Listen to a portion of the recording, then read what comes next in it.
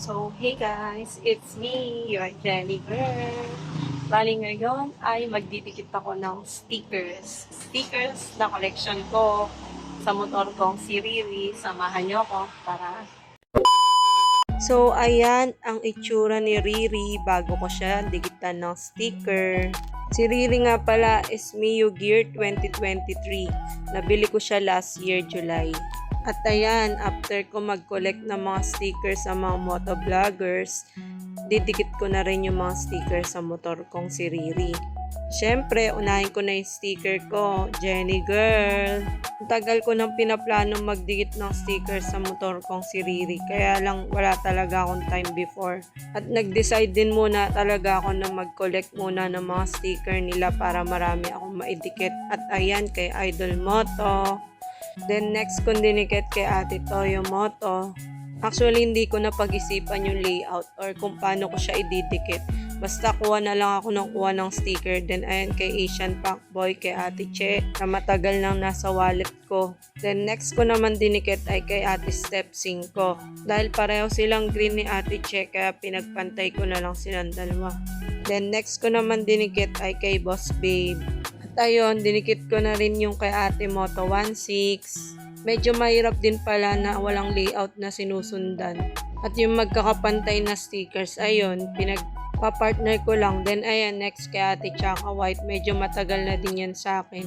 At ayan, kay Ate Love naman na nahingi ko nung SKB3. Then dinikit ko na rin yung kay Lola Lakwat Sera. Na binigay niya sa akin nung nagkita kami sa isang event. Followed by Team Katagumpay na binigay niya sa akin nung nasa Starbucks kami, and Linet Vlogs na hiningi ko nung dumayo ako sa Viajeros Moto Gears. Then Jawo Moto Vlogs na nabigay sa akin nung nagkita kami sa Starbucks. First time namin mag-meet. Na coincidence ko na meet sila Idol din. And followed by Imprint Custom and Lods Moto na hiningi ko nung SKB3 din. Then Easy Moto na binigay niya sa akin din nung nagkita kami sa isang event. At ayan, yung mga natitira kong sticker, pinagdikit ko na rin yung mga Imprint Customs ko na sticker.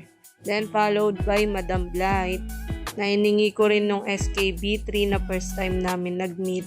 Medyo nahirapan lang ako kung paano ko siya ididikit kasi wala siyang kapantay or wala siyang ka-size na sticker.